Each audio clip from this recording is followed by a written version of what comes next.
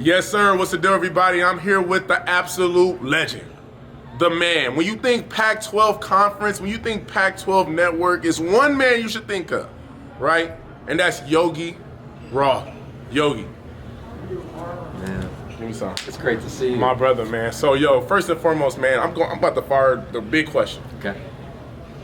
Pac-12, about 9 quarterbacks that can get drafted. Who are you? How does Cam Ward elevate himself to that top tier of Pac-12? Like, what are some things you're watching or want to see improve from Cam that could usher him in with the Caleb's and with the Bo Nixes? What do you think? Well, I don't think he's like dramatically out of that conversation. Absolutely. I think what we saw last year was somebody come from one level of football to another, get away with a few things early on, and as the year went on, learn that you can. And I think as the season got into the last third of it, outside the bowl game, just missing so many guys. Man, oh my God. I think you saw him mechanically, he can play really clean. And I really believe this quote, which is the limiting factor in reaching your potential slot mechanics at quarterback. And it could be the subtlest of movement. And I think sometimes when you play in the gun all day long, the timing can be a hair late. Man. Whereas, like, I learned this from Steve Young taught it to Trent Dilfer taught it to me, which was when you play under center, you create this natural timing in your head. Right? 1, 2, 3, 4, 5, ball out. 1, 2, 3, ball out. God forbid a 7-step drop. But you see the point of like that type of timing, and I saw him sometimes be a little late or an extra step that he didn't necessarily need with his feet. So that's the thing. And every quarterback has that in this era, and it's about cleaning that up. I don't think he's that far off. When we go back 2 years ago, he and Caleb Williams and Bo Nix were the 3 hottest quarterbacks in the transfer portal. Right? So, and now they're in the same conference. So instead of ranking them, which I know will happen all across the country, to me it's like, why can't the cradle of quarterbacks, the conference of quarterbacks, be full of quarterbacks? That is true. And I think it's going to be that this time next year. We're talking about the draft and the combine weekend. We're talking about those 3 guys, of course. I'm just excited about that quarterback play, right? And knowing Cam and talking to him a little bit last year, I know that he's excited.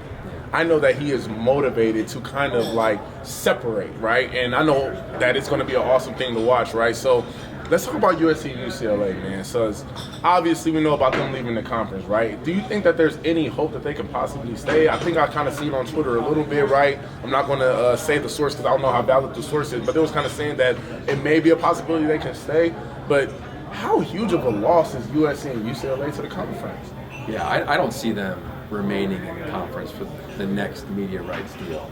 After that, like, who knows? Does somebody want to come back? What is the Big Ten experience like for them? I don't know. I think when you look at the league, I think you look at USC's history, it is what it is. Look at UCLA and basketball and their history. It's iconic. Like, you can't ignore that.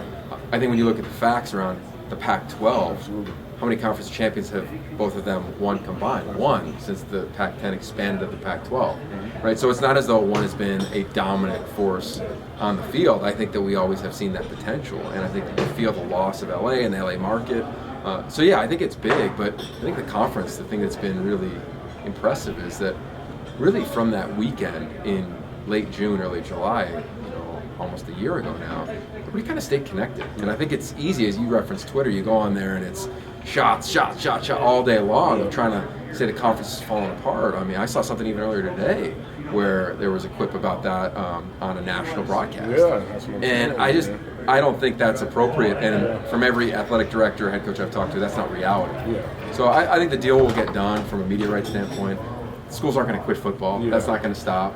I don't think the conference by any stretch is going to disband. So I think we'll come out, and like anything in college athletics, it'll adjust. It's a bummer that those 2 schools are leaving. I live in LA, coach at SC. Like, I'll be around them a bunch. But the conference is going to, I think, continue to be just fine. And we'll see. How many CFP berths does the Pac-12 have? How many CFP berths do those 2 teams have moving forward? And I think in 5 years we'll look back on this and say, yep, it was the right move, it was the wrong move, it was net. Like, I don't know, but I'm kind of looking forward to seeing how it shakes out. Absolutely. So, last question, Yogi, man. You know about all the turnover, right, with the Pac-12 and things of that nature, but one staple that's been at Cougar lore, like, Cougar support has been you. From like the broadcast you do with the Cougar Football to coming out here to these kind of events, obviously you have a special connection with all the Pac-12 schools, right? Because that's your job to have that connection. What makes, the Cougar such a special place for you? You know, because you don't, necessarily have to do these kind of things, but you still always find time to come help out the crew. So why is that? Like, why are you kind of always so forthright in your like relationship with the Cougs? Well, I grew up in a tiny town in Pennsylvania, 2,500 people, right? Which is much smaller than Pullman, but it's that vibe. Yeah. And whenever I get around Cougs, whether it's you or Jack Thompson, or I think about all the players that I've called games on, even if it was just the 1 year and it was Minshew Mania, right? Oh my God. Or now with this team, and you referenced Cameron Ward, there's always a special DNA trait with this team, and they really reflect the word grit, which is passion and perseverance when you drop down into that. And I think that's just kind of my DNA too. Yeah. Right? So I've always aligned with those teams. Fight and claw and scratch. Absolutely. And I love that about this fan base. When you go to the community, I love when you see the flag waving on a game day every Saturday morning.